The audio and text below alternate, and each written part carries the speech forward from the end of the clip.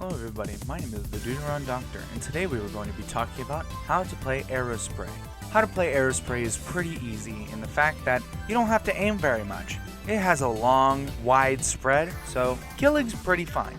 The best thing I think you could do while playing Aerospray is be a support. Being a support basically means that generally you're focused on painting with a slight focus on killing. The best gear I'd say for this is going to be run speed up, swim speed up, ink recovery up, and that's about it. Your kit is Fizzy Bomb and the Reef Slider. Fizzy Bomb is the best bomb in the game. You want to either spam B, shake the controller, or do something else to make it charge faster. And you can aim it in such a way where you throw it and it explodes 3 times on your end. I have that showing in the footage somewhere, but you'll eventually see it. The reason it's the best bomb in the game is because of the fact that it can trap enemies that are trying to advance upon you, and it can trap enemies that are trying to run away because of the fact that it moves while it explodes. It can also clear off areas that you don't want your enemies going to. Let's say you're on a map that has a narrow area and you want to make sure they can't go forward.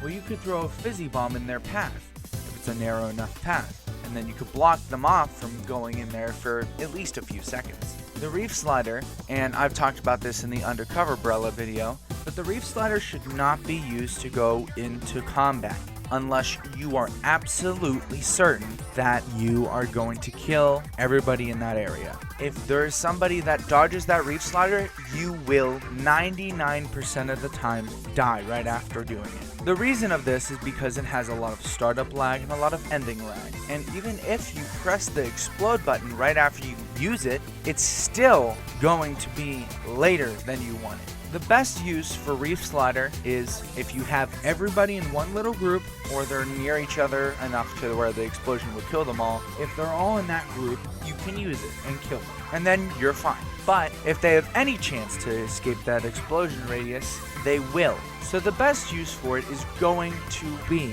escaping, because sure, it might have a lot of startup lag, but if you can get out of there faster, if you're in a bad spot, then you're fine. You can also combo this with the Fizzy Bomb, unlike the Undercover's Ink Mine, where you could throw a Fizzy Bomb and then use it, and then throw another Fizzy Bomb if you really need to cover your tracks. You can also combo this with your weapon. You could throw a Fizzy Bomb, Reef Slide to where the Fizzy Bomb went, shoot a little, and then throw a Fizzy Bomb again to really solidify where you want to be. That's the one spot where I could see where pushing would make sense. But be wary that generally people are going to kill you 9 times out of 10 if you're pushing in. The best maps for this weapon are going to probably be Hammerhead, Mahi Mahi, Wahoo World, and Mako Mart. The reason for this is because the Aerospray is incredibly good at flanking, so I guess Hagglefish Market is pretty good for it too. It's very good at flanking, not as good as the splatter shot, but it is still decent at it because of the fact it has Reef Slider and Fizzy Bomb.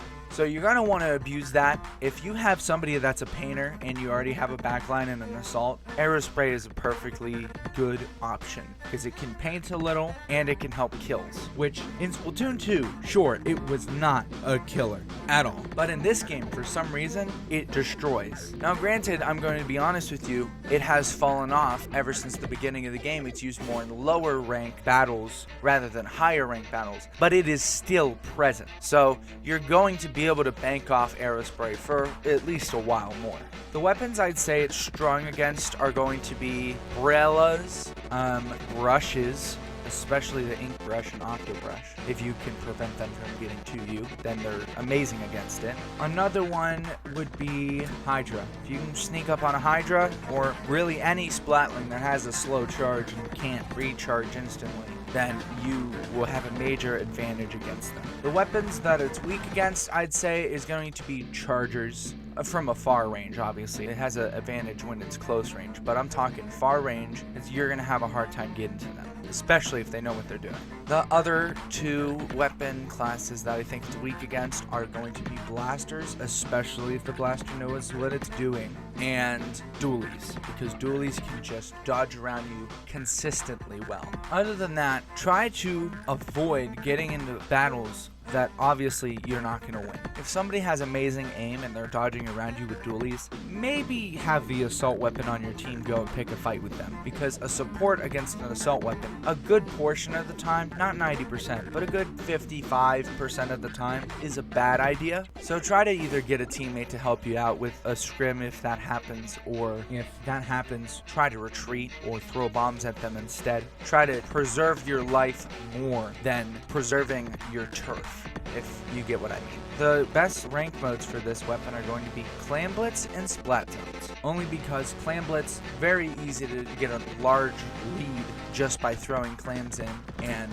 making sure the enemy team is dead. So if your assault weapon is doing their job right, then you should be perfectly fine, because you're going to move really fast with this weapon. In Splat Zones, it's obvious because it's a support weapon. It's going to paint extremely well. So that, mixed with Reef Slider and the Fizzy Bomb, which cover a lot of turf altogether, makes for an absolute beast of a weapon for Splat Zones. Anyways, my name is the Dude Around Doctor, and I will see you later.